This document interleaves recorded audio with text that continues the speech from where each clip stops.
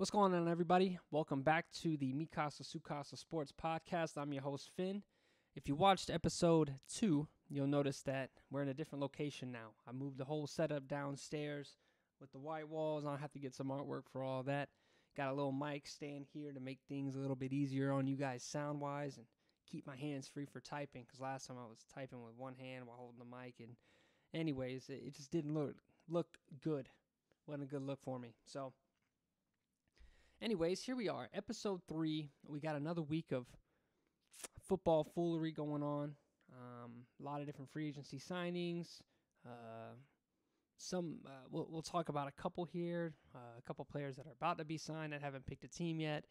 And then we'll talk about something that I put an article out this week. It's got a lot of hits, and I wanted to kind of go into detail because one of the things I like to do from a sports journalism perspective when I'm writing articles, my goal is not to come out here and say, I'm better, here I am the voice of reason and the voice of, ideally you come to my articles looking for information, and I'm going to try and make sure everything is sourced properly and you're getting good info, but I try and be receptive. So I put out an article about a rule change. I got a lot of feedback, talked a lot about, maybe I was going a little bit too, and we'll get into it when we talk about the rule change. But the whole point is it was good dialogue, good conversation with some of the folks that read the blog. And that's what I really enjoy. So if I put something out, instead of, don't jump at me, but let's have a conversation. Everything I put, I take with a grain of salt. I love everybody coming back to me with criticism and their side of the house. And then we can discuss it out and maybe come to an agreement on something that the NFL will never see and never change. No big deal. So first off, let's talk about one of the big unsigned free agents so far, and that is Suh, Ndamukong Suh, or whatever. So if you're not familiar with this person, this athlete, Suh started out, I believe he went to Nebraska, and he was a dominant force when he was in Nebraska. He got drafted to the Detroit Lions. Played with the Detroit Lions for a while alongside a guy like Nick Fairley, who was a big D tackle out of Auburn. And Suh was first off, let's get this off. Before J.J. Watt and before Aaron Donald, there was Suh. I mean, when we're talking about dominant force in the middle of a defense, taking on double teams and still just an absolute animal. And he still is an absolute animal. This wasn't just the Detroit time frame for his career. Suh was just a phenomenal athlete, is a phenomenal athlete, a top dollar kind of guy in the interior, and a complete game changer for run defense. You really can't run inside when you're facing a 4-3 defense that contains Suh. Even then, it doesn't have to be 4-3. He's got the ability, the athleticism to fit anywhere. But one of the big knocks on Suh was him as a person. He got a lot of personal fouls from just stepping on people, like intentionally stomping on people. It's real dirty football. Especially with how heavy he is and how much force he can create. But that aside, you don't want to say put the character aside. When you get a player, you get his character as well. He's a very good football player. Just absolute wrecking ball. So Suh, after he left Detroit and he went down to Miami, and he played in Miami alongside guys like Cameron Wake, and was dominant there. But really the issue with Miami is they're just not a big market team. Not a lot of people end up seeing coverage of the Dolphins. We see the Browns coverage, the Patriots coverage, the Giants coverage, Broncos. Yeah. We see the big name teams. Miami kind of flies under the radar, so you don't really hear about the guys that are dominant in Miami. If anything, guys know about Jarvis Landry, who's now a Brown. We talked about that, I think, on the second episode. But maybe a guy like Rashad Jones, the safety that they have back there, that has been putting up numbers on par with Cam Chancellor. So many consider Cam Chancellor a top 5 safety in the NFL. But Rashad Jones is out here putting up the same exact numbers in Miami. Nobody knows about him like that. And he did spend some time hurt. So Miami just not a team that kind of gets their star players well known. Lamar Miller flew under the radar for a long time. Talented guy. So now Suh is done with his time in Miami, and there's some potential teams interested in him that could really cause some issues. One of them being Aaron Donald's LA Rams. Do they have the money to sign him is the big question mark.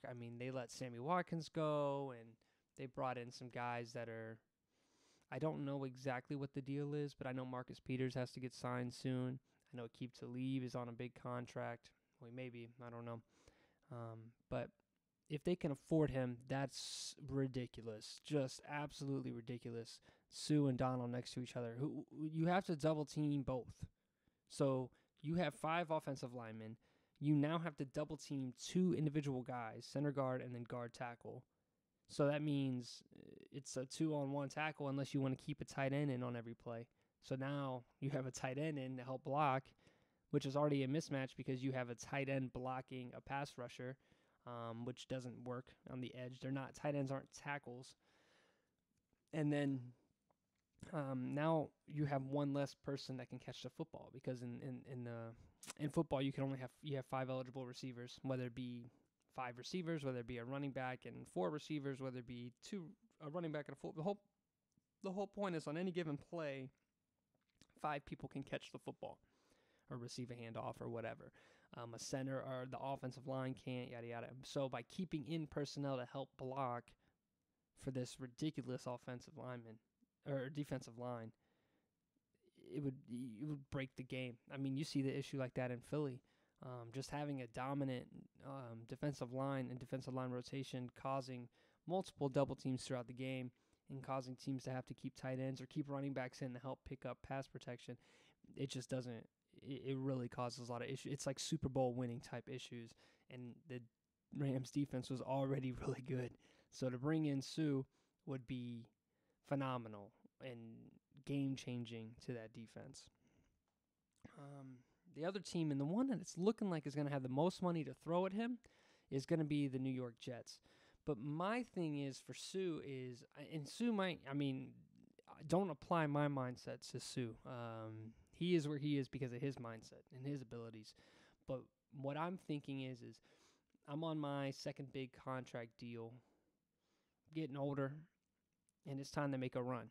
And if you really want to ring and establish dominance and have your name remembered and be that guy, I feel like you got to go to a team like LA. Going to the Jets are in a rebuild. And last year they had 5 wins. A couple years before with Ryan Fitzpatrick, they had 10 wins. But that's when they had older vets on the team. They've kind of let a lot of guys go. They let Muhammad Wilkerson walk this offseason. Or they cut him, actually. They traded Sheldon Richardson. The only people on that defense are Jamal Adams, Marcus May, Screen, the cornerback. They do have, not Deion Jones, Darren Lee from Ohio State, middle linebacker. They got Leonard Williams. So they have talent, right? But they aren't ready to compete for Super Bowl, right? They don't really have the quarterback situation figured out. I love Josh McCown. Teddy Bridgewater's on the prove-it deal. They're probably going to draft a quarterback here at 3. Running back situation isn't necessarily any better. Matt Forte retired. Bilal Powell is very under the radar. He's a talented running back, but that's definitely a committee type situation for them, so they need more. I know they were interested in a guy like Dion Lewis, but he went to Tennessee.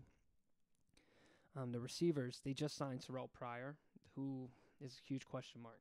From an athlete perspective, he's dominant. From a receiver perspective, he didn't show the things last year that he showed the year before in Cleveland. Robbie Anderson is just an absolute animal. I believe they retained Quincy Enunwa. So there is talent in New York for the Jets, but is it a situation that Suh fits as he's getting older and his value is going to only go down, especially if he catches injuries, the whole 9. So I think LA is the best fit for him. I think Wade Phillips can do wonders with a dominant force like that. He made Malik Jackson a Pro Bowler. So if he could do that with Malik Jackson, I think he can make Ndamukong Suh an animal, an all-pro. Even though he's already all-pro level, just cement himself as one of the best interior linemen to play the game. Suh to New York. The AFC East is only getting weaker, right? Miami gets weaker losing Suh. They have a huge question mark at quarterback if Tannehill's going to come back and play the way he had before. And even then, was that play enough to take them to the next level? They just lost their best receiver in Jarvis Landry. The Buffalo Bills are restarting at quarterback with Tyrod Taylor out. They're going to have A.J. McCarron.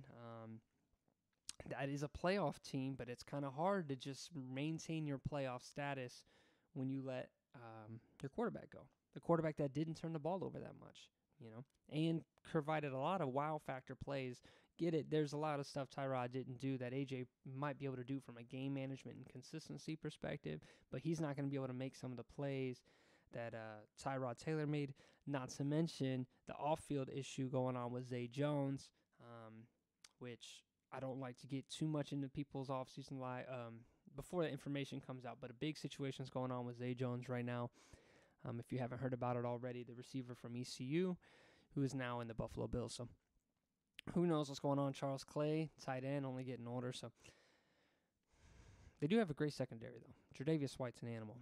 Jordan Poyer, another one of those Brown players that goes on to another team and has success. So very good team, Buffalo, but that could be what Suh's thinking. Maybe he thinks that with Tom and the New England Patriots getting older, that there's going to be a fight here soon when he retires for the top of that division, and he feels New York's the best spot for him. So who knows?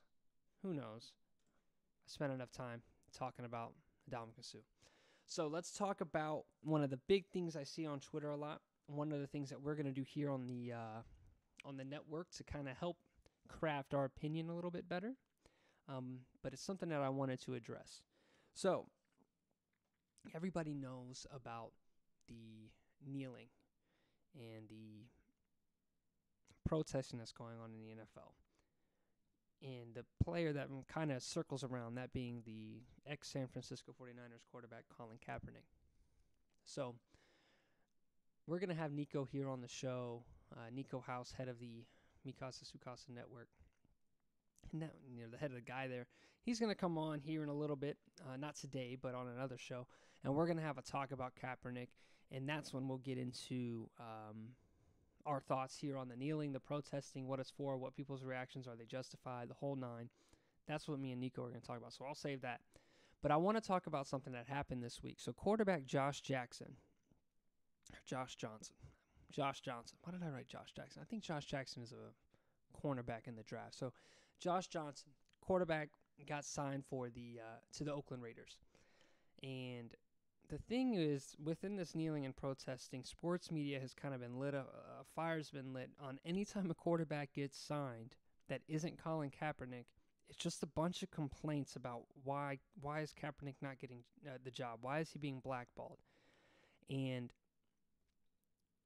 what it comes down to is, are there teams that are blackballing Colin Kaepernick and that don't like him for off-field reasons or maybe even racist reasons? Like I said, we'll get into that another time. Sure, I think so. I don't think that all 32 teams are necessarily looking at Colin Kaepernick in a fair light. That's just my opinion.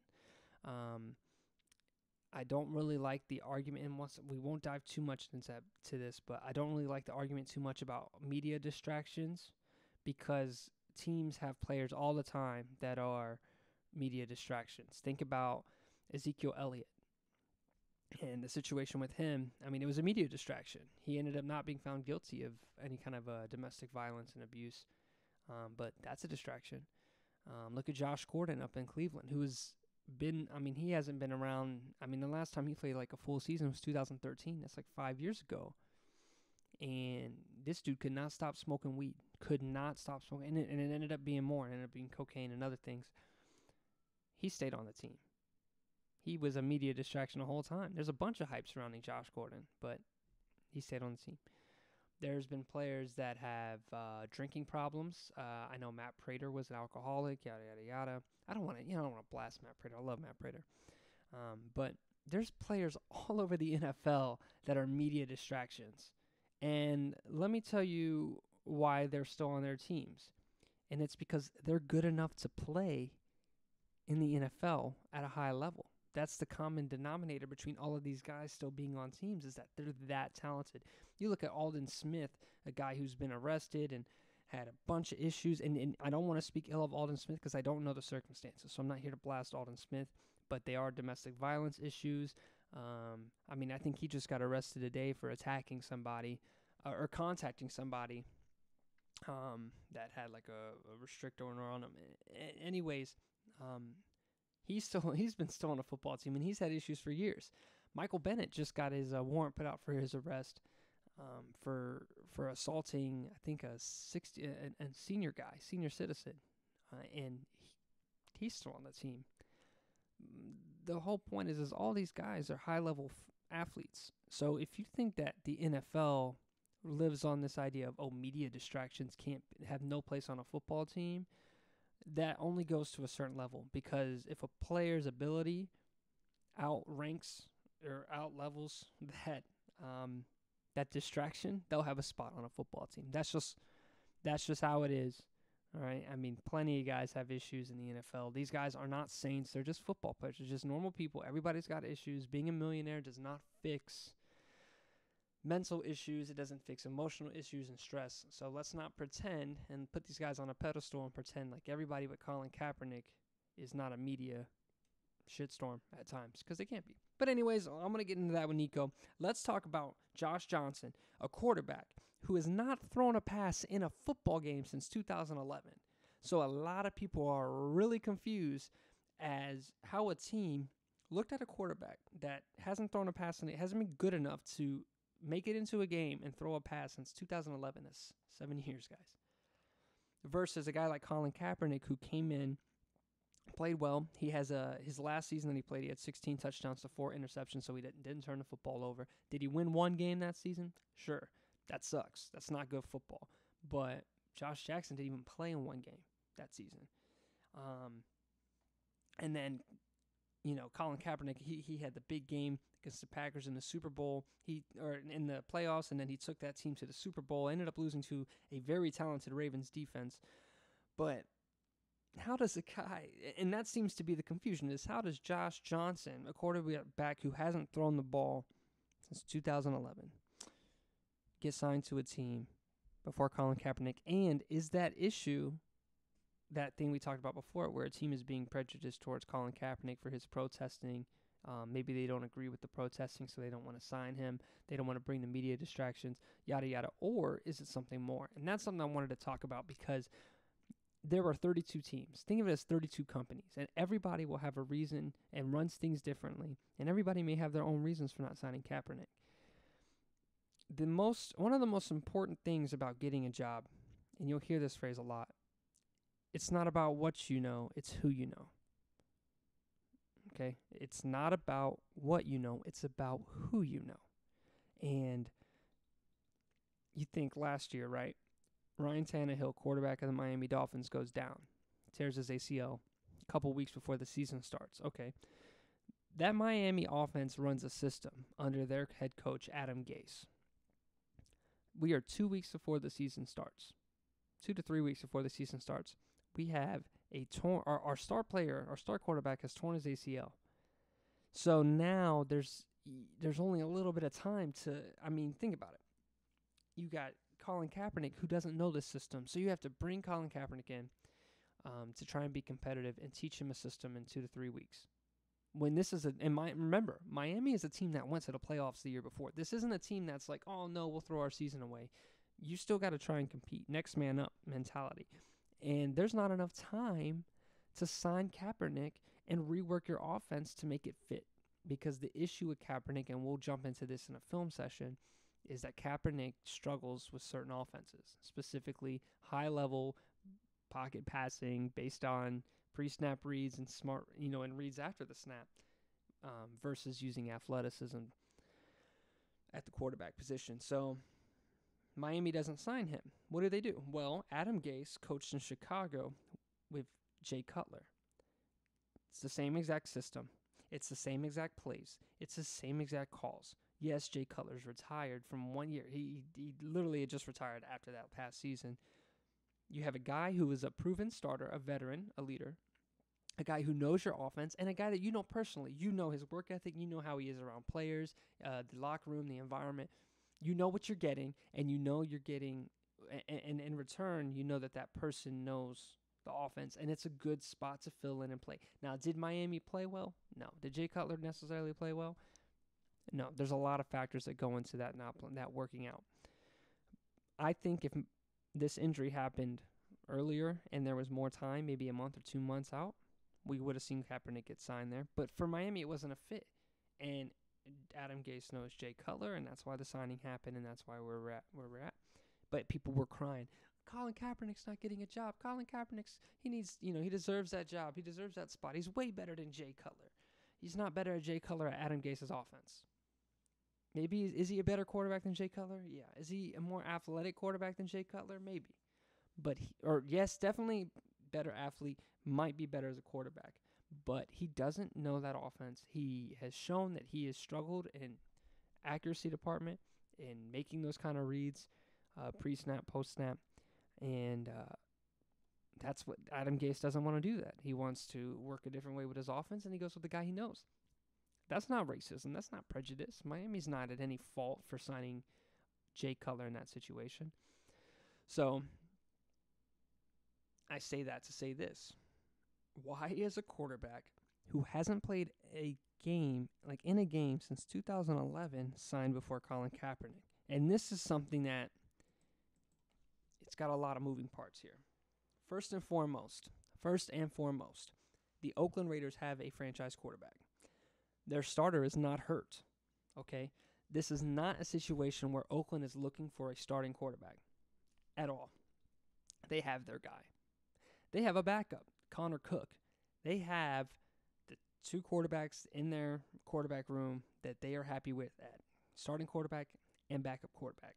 That's it. They're not looking. They aren't a team that is looking to fill a quarterback position. So why did they sign a quarterback? All right. Here's where the web comes, right? Get it up on the wall with the markers and the cutouts, the newspaper cutouts. John Gruden, the legendary football coach for the Oakland Raiders and the Tampa Bay Buccaneers, and even farther back, coach for the Packers with Brett Favre. He wasn't the head coach, but he was on that staff. So John Gruden is now the new, after not coaching since like 2008, right, is now the new coach for the Oakland Raiders. He came out of the booth to come back down and be a head coach. John Gruden is going to be bringing, I would imagine, a variation of his offenses throughout the years. He's a real big film junkie. He's really big on the plays that work, and he saw them work for a long time across the NFL. It's the West Coast offense. He's just came from the Mike Holmgren coaching tree, and he knows this stuff. So he's probably going to incorporate that offense is what I'm thinking. So where does Josh Johnson, a quarterback who hasn't thrown the football in a game in 7 years, come in? John Gruden stopped coaching in Tampa Bay. In 2008, they drafted a rookie quarterback to be on their team. And that rookie quarterback was Josh Johnson. Josh Johnson was the quarterback drafted by John Gruden to be in that system.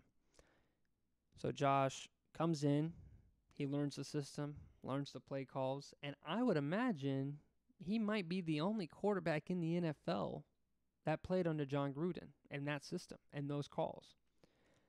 And this is my thoughts. I think that right now, the last Oakland coach was Jack Del Rio, and Jack Del Rio was a very defensive-minded coach. And they're coming in with John Gruden, and they're going to try and rework this offense because they have loads of talent. You got Marshawn Lynch, legendary running back. You got Derek Carr, franchise quarterback, gunslinger, great ability out of that guy. You got Amari Cooper. You now have the wide receiver they just signed, Jordy Nelson. You got a lot of talent on that team and a lot of ability with that team. So they're going to come in, they're going to rework the offense, incorporate that old system, and he needs a guy who knows the system. Just like Jay Cutler in Miami, John needs a guy to come in and help the quarterback room even a little bit, all right? He's not paying him a load of money, all right? It's a very small minimum contract. It's probably not even going to make it to the regular season. But Josh's role is to come in, and I would imagine to just help incorporate the system because John can't play offensive coordinator. John's got to be head football coach. So what he's doing is he's bringing in guys that he knows his system. Just even if it helps just a little bit, even if it doesn't help at all, it can't hurt. So he's going to bring him in, like I imagine, have him help Carr out, have him help Connor Cook out. He's a veteran. He's been a backup quarterback. He just hasn't played in the game. So he's bringing in years and years and years of backup quarterback experience, and that's valuable. And let's not pretend just because a guy isn't good at quarterback doesn't mean he isn't smart at quarterback, okay?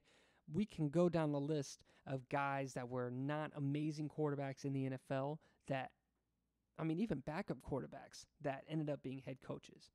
All right, 2 Super Bowl winning ones off the bat. Gary Kubiak, who was the backup quarterback for John Elway in Denver, and Doug Peterson, who is, I want to say he was backup in Philly, but he was a backup quarterback in the NFL. Then you go down to Dallas, and you got Jason Garrett, who played backup quarterback. The Harbaughs were quarterbacks. There's a value to being in the film room all the time and having the clipboard and being a backup quarterback from a mental perspective. And that's kind of what the backup quarterback position is almost like another coach throughout the game, another set of eyes that whether it be charting plays, whether it be in the film room, helping break things down and seeing things from different perspectives. That's why you see a lot of journeyman backups, because a lot of experience. I played on a lot of different teams. I know a lot of different schemes, been around a lot of different guys, and there's value to that. There's value to that. The coaches aren't the only people that can see, learn, and pitch in there. So while Josh Johnson may not be starting quarterback material, he has value as a backup quarterback in the NFL. He knows the John Gruden system, and he doesn't cost that much to bring into camp and have him play a couple preseason games. So you have maybe let him compete for the backup quarterback spot. Who knows? Maybe having value there, if he shows he still has it, will allow him to have it. My point with that is it wasn't make sense for them to sign Colin Kaepernick because they're not looking for a quarterback with his skill set. They're not looking for a quarterback to come in and play. They're just looking for somebody to come in and help teach the offense and be a camp arm. None of those things is what Colin Kaepernick is interested in. So why would that work? Why are we going to get so fired up on Twitter about Colin Kaepernick not being signed to the Raiders and a quarterback hasn't thrown since 2011 when there was correlation, there was links, there was a reason for everything. And it isn't always signing a quarterback to play, because we all know there is not a chance in hell that Colin Kaepernick rolls into Oakland and beats out Derek Carr for the starting spot. It's not happening. You get your blinders off. It's not happening. It's not happening. Take one glance at Derek Carr's contract, and that'll tell you enough. That'll tell you enough about whether or not Colin Kaepernick has a role in Oakland. No, let me backtrack here. Are there teams that are blackballing Colin Kaepernick? Yes. Yes. But not every team is a fit for Colin Kaepernick. And before I start shredding him too much about his ability, I'm going to wait till the film room, right? I'm going to try and look at it through unbiased lenses. And then we'll come back and look and see what system he does work in. Because he is athletic. He is fast. He is tall. He's got a cannon. What does he need to work on? What did his coach, Jim Harbaugh, when he was in the Niners, everybody wants to point to the Super Bowl, but he had a top 5 defense and a top 5 run game. Full stop here. You know who else had a top 5 defense and a top 5 run game? Russell Wilson. And we don't see anybody taking away Russell Wilson's stats. So it goes tit for tat, right? But here's the thing. Jim Harbaugh is notorious for having offenses that make playing quarterback really easy. He makes quarterbacks so real good. It's a college-style system. Now, I talked with some guys on Twitter, and they were talking about, well, it seems like all the NFL teams are turning towards college-style offenses. Look at the Eagles with their run-pass option. Look at the Chiefs with their talent. The whole point is they're not installing college offenses. They're installing college concepts that work in certain scenarios, but you can't live and die off of them. That's the thing in college, is you will just have a system and you'll just run it into the dirt because your athletes are better. But in the NFL, you can't do that. I can't just run pass options all day. I have to have plays that look like run pass options, but they're not run pass options, that require accuracy because they're play action passes. I need to be able to go under center, audible, pre-snap read. It needs to be more than counting the amount of defensive players in the box and seeing if somebody is on your receiver or 10 yards off the receiver. There's more to playing quarterback than that. And when you're getting Colin, you're getting a guy that can run that college-style concept well, but he can't do any of the other concepts. So now your offense is very limited. So I'm going to stop the Colin Kaepernick talk here.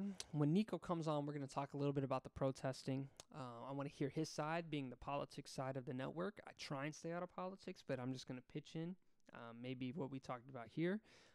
We're going to talk about him and Johnny Manziel. So Johnny Manziel, the ex-quarterback for the Browns, first-round pick, Heisman winner from Texas A&M, left football to go to rehab and work on himself. He's married now. He's back. He's going to be playing in the spring league. He was throwing at University of San Diego's Pro Day. So, and there was about 12 football teams, NFL teams, in attendance to see if Johnny Manziel was throwing well. And I wanted to talk a little bit because, once again, people are getting fired up in arms about if Johnny Manziel gets a chance for Colin Kaepernick, I'm done with the NFL, yada, yada, yada.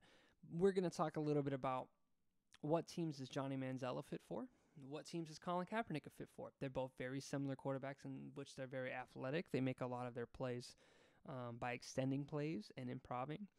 I mean, there are some distinct differences. About 6 years of age, Manziel is going to be significantly cheaper. Manziel is an unknown entity. With Colin, you know what you're getting. The league knows what you're getting. There's so much film in the NFL, you know what you're getting. Johnny Manziel showed a lot of flashes on a team that just was not good at football in 2015. And he won a couple games. He's the last Browns quarterback to win a game, I believe. So Johnny, actually, he didn't play last year, so he's not the last one to win. But he does, I think he has like the most, he has 2 wins. He won against Tennessee. He won against the Niners. He's played good football against the Steelers. He showed flashes. His issues were off field, and people tend to forget that. So we're going to talk about what kind of fits are there, what teams available, and some of the differences in detail, and get Nico's thought on it because I know he has a lot of strong thoughts on this as well. But the whole point is let's not just assume that every quarterback that gets signed should have been Colin Kaepernick. There are reasons for everything, and I hope that we could explain that with the Josh Johnson ordeal. So the last thing I'm going to talk about is an article that I put out throughout this week. Got a lot of hits and a lot of feedback, and I love that feedback. That's the good stuff. That kind of conversation is what we strive to have here at the Mikasa Sukasa Network. Because when I put an article out, I don't like the breaking news stuff, right? You're going to get that from Twitter, whatever. I want you, when you come to the Mikasa Sukasa Sports page, and the guys that we have writing, I want you to see something that makes you say, and take a while to think on it, and then hit me back and say, this is what I think. This is what I think. You had a good point, but maybe I see it like this.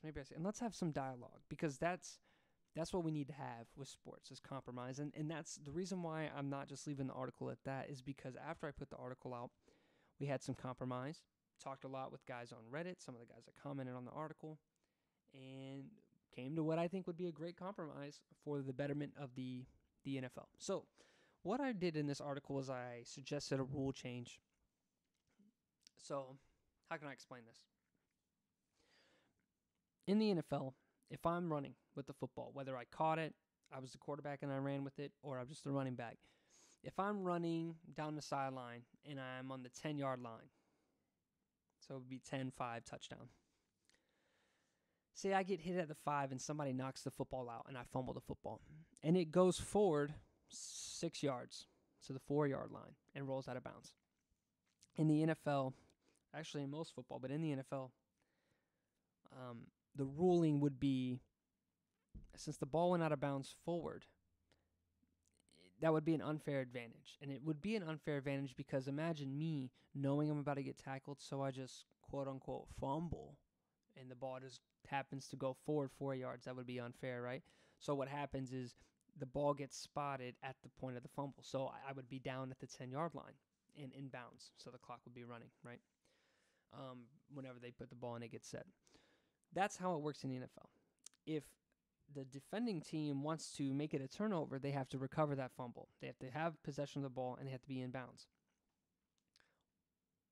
That is what the rule is from the 1-yard line, or from the 0-yard line to the 0-yard line, from goal line to goal line. If that happens, then the offense keeps the football, and the ball is placed where the ball went out of their arms. There's a rule difference, though. In the NFL, if I get to the 1-yard line, right, like how I was on the 10, I get to the 1, and somebody punches that ball out, and it goes forward, and it goes into the end zone that I was trying to get to, and then out of bounds. They call that a touchback. It's not like before where I would get the ball where I fumbled it on the 1 yard line. It would be without the defense having to recover or pick the ball up at all. It would now be their football on the 20-yard line.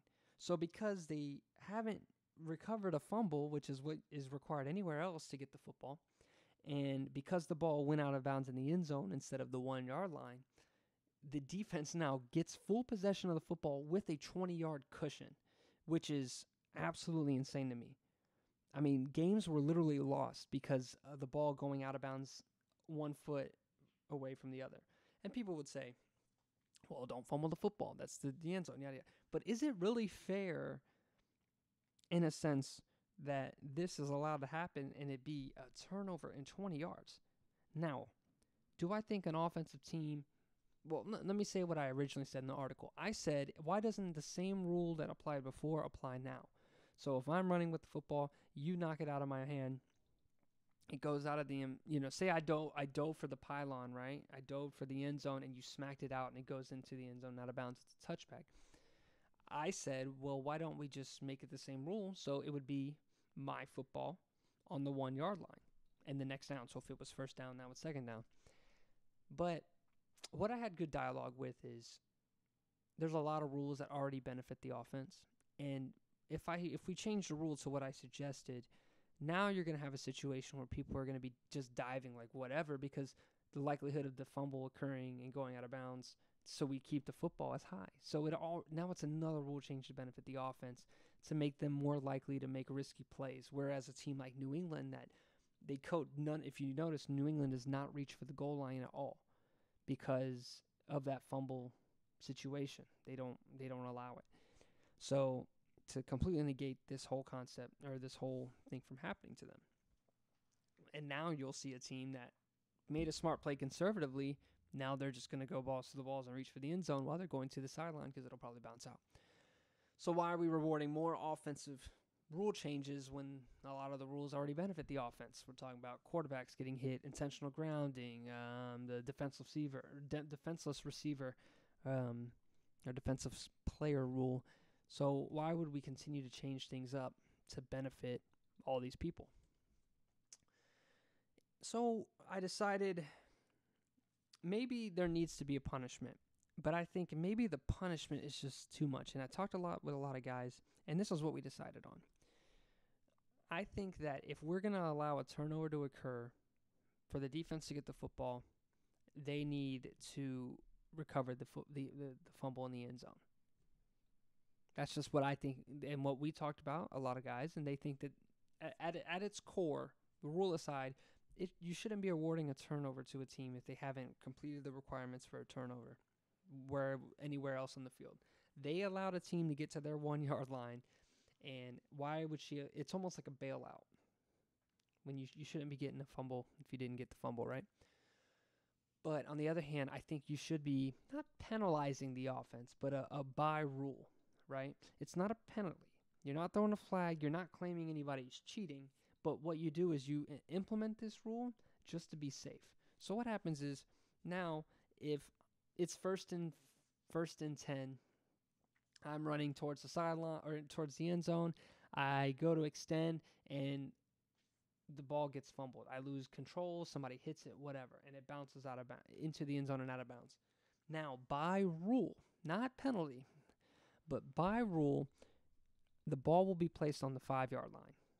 That way, my progress for 10 yards isn't completely gone to waste, right? 2, I'm not rewarded by getting the football back on the 1. There is a bye rule to get the ball to the 5 yard line. So I still have to convert 5 yards. So the defense isn't. So it's not a bailout for the offense as well and not rewarding the offense for fumbling per se. So get them the ball on the 5 yard line and then it's the next down. So if it was first down before and I fumble out on the 1 yard line into the end zone, now it's going to be 2nd and 5 on the 5 yard line. Just make it a bye rule. And another thing to consider is you're inbounds. So the ruling is that you were inbounds. So in the NFL, if there's, I think it's under 2 minutes, and if you don't have a timeout on offense, or if a penalty was committed on you or for some God knows why reason, the whole point is if you don't have a timeout after a penalty or a review of a play that happened inbounds. So to stop the clock in the NFL, you either throw an incomplete pass or you run out of bounds. Say that doesn't happen and they have to review a play, or say that doesn't happen and a penalty occurs. And so now that the penalty occurs, everybody's stopped and the clock has to be stopped for the penalty, yada, yada, yada. If the team that I guess committed the penalty or the review happened for it doesn't have a timeout, there's a 10-second runoff. It's not a penalty, but the whole concept is the team is being a team would be gifted an extra play if the clock would just stop. When normally, if this review or penalty never happened, then the clock wouldn't have stopped. It would have kept going. So in the spirit of the NFL, instead of giving them a free play, even though they didn't deserve a free play, either they waste a timeout to stop the clock, or two, if they don't have a timeout, there's a 10-second runoff. It's just the by rule 10-second runoff. Hope I explained that well. So in this situation, you fumbled, you were in bounds. By rule, the ball gets placed on the 5-yard line, and if you on the offense don't have a timeout, then it's a 10-second runoff within 2 minutes. Just to kind of clarify. But if as long as I didn't butcher the explanation of the rule, if you feel like you agree, let me know. If you feel like there could be something different, if you feel like it shouldn't be changed at all, let me know. But I just think within the spirit of the NFL, we should always be looking to improve the rules. They've already worked on the catch rule. They're trying to figure out if they want to change the defensive pass interference rule. So there's a lot of different rules that they're trying to work on fixing. So I feel like this was a good one to discuss. It's been on my mind. I watched a couple teams lose as a result of this penalty, and I don't feel like a team should be bailed out of a victory for not actually getting a turnover. But who knows? Anyways, that's it for this episode. We're about 40 to 45 minutes in, so I don't want to keep it too long. These 30-minute podcasts can go. 30-minute drive is solid. I hope you enjoyed it. I hope the quality was better here with the new setup. Let me know what you guys think. I did have to lose a little bit of camera quality. My camera kept overheating, so I returned it, and we're waiting for the new one to come in. So right now I'm just using the iPhone camera, but hopefully the quality was good. And, next week we're going to try and have Nico on, if not next week, the week after, and we're going to talk a little bit about Colin Kaepernick. We're going to talk a little bit about the NBA probably because Nico's a big basketball fan. Talk about the draft a little bit. He's a big Redskins fan. We'll talk about the Redskins, what he thought about Kirk Cousins, how he felt about Kirk as a quarterback for his team, and what they need to go in the draft to kind of help out their new quarterback, Alex Smith, since they've had some issues with injuries and keeping people healthy and having overall talent on that offense, as well as coaching changes throughout the year. So once again, I'm your host, Finn. This has been the MCSC Sports Podcast. Signing out.